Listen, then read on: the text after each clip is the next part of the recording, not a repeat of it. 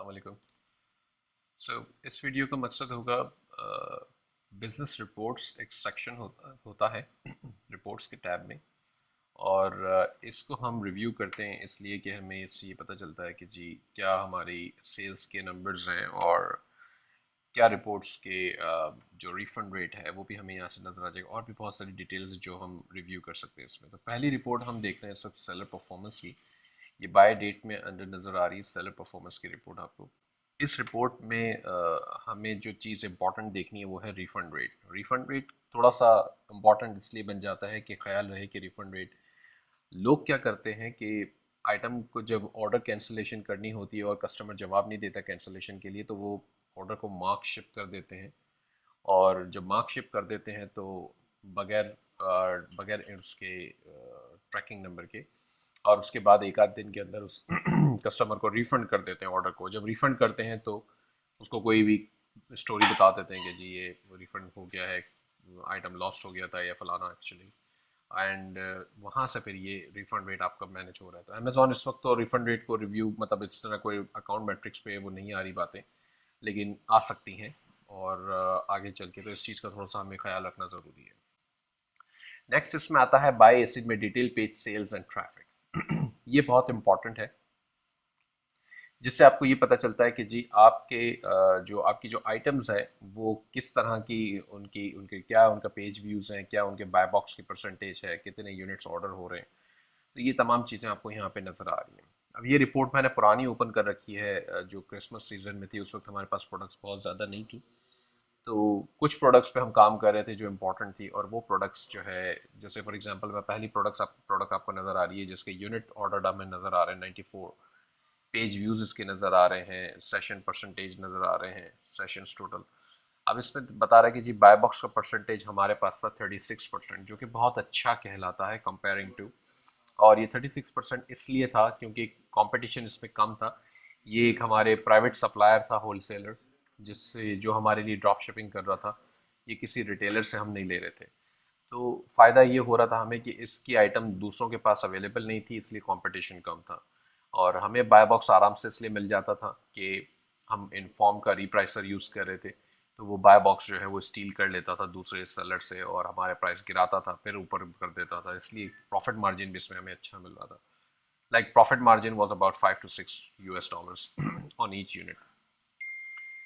تو یہ ایک بہت اچھا اپرچونیٹی تھی جو آپ کو یہاں پہ نظر آ رہی ہے کہ جیسے ہم نے ٹوٹل یونٹس جو ہے وہ 94 سیل کر دیے، اور یہ ہم نے شاید 15-20 دن جو کرسمس کے سیزن سے پہلے کا ہوتا ہے ٹائم، اس میں ہم نے صرف 15-20 دن کے لیے ہم نے یہ آئٹم لگائی تھی، اور یہ اتنے زیادہ اس نے سیل کر دیے، اچھی سیلز آئیں، اچھا اماؤنٹ آیا، اور اچھا پروفٹ اس کے اندر ہمیں نظر آیا. تو بتانے کا مقصد یہ ہے کہ تمام چیزوں کی امپورٹنس ہے، بائی باکس ملا کیسے ملا، اور کیا ری پرائسنگ کی امپورٹنس ہے اس میں. سیکنڈ آئٹم کو بھی دیکھ لیتے ہیں. یہ دوسری آئٹم جو تھی یہ ایک ریٹیلر سے ہم لے رہے تھے، جو کہ میں آپ کو بتا بھی دیتا ہوں، ہوم ڈیپو کا پروڈکٹ ہے. اور یہ بہت اچھا سیل ہوا. اس لیے سیل ہوا کہ امیزون آؤٹ آف اسٹاک ہو گیا تھا.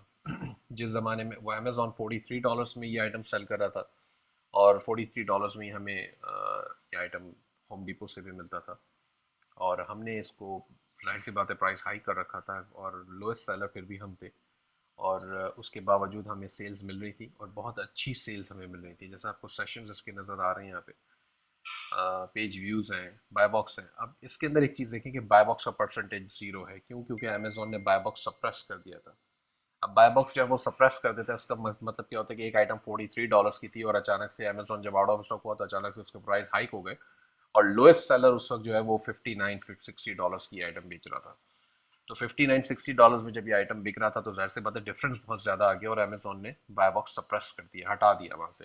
اور اتفاق کہہ لیں یا جو بھی ہمارا ری پرائسر کر رہا تھا، تو ہماری جو منیمم پرائز جو لوئسٹ سیلر تھا وہ ہم تھے.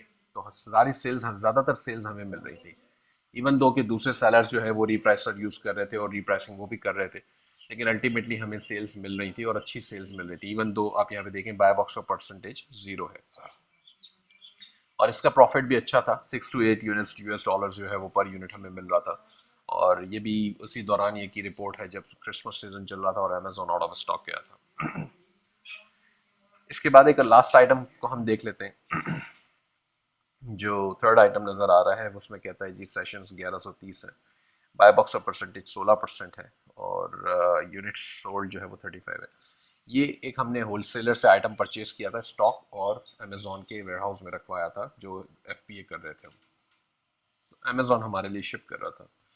اب اس سچویشن کے اندر اس میں پروفٹ مارجن کوئی ہائی نہیں تھا، یہ وہ سچویشن ہے جب ساری چیزیں امیزون کرتا ہے، ہم نے صرف پرچیز کر کے امیزون کو دے دیا آئٹم اور امیزون نے ڈیل کرنا ہے، تو یہ ایک اچھی سچویشن کہلاتی ہے کیونکہ ہمیں کچھ نہیں کرنا، ہم نے تو صرف اسٹاک اٹھا کے بھیج دینا ہے امیزون۔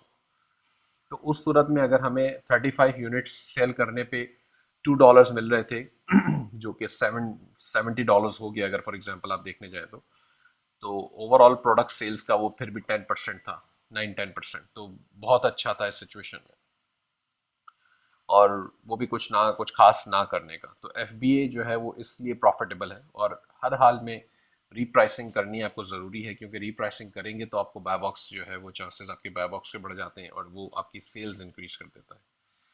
ٹھیک ہے، تو یہ ایک امپورٹنٹ فیکٹر ہے جس کو آپ نے خیال رکھنا ہے، اور یہ رپورٹس آپ کی رپورٹس کا سیکشن میں ساری موجود ہیں۔ باقی رپورٹس پر میں اس لیے نہیں جا رہا کیونکہ تمام تقریباً سملر ہیں، کچھ چند ایک انفارمیشن کا فرق ہے، تو ظاہر سی باتیں تھوڑی سی آپ کو دیکھنی پڑیں گی، ریویو کرنی پڑیں گی خود سے، اور اس میں کوئی کویشچنس ہو تو please feel free to ask. Thank you.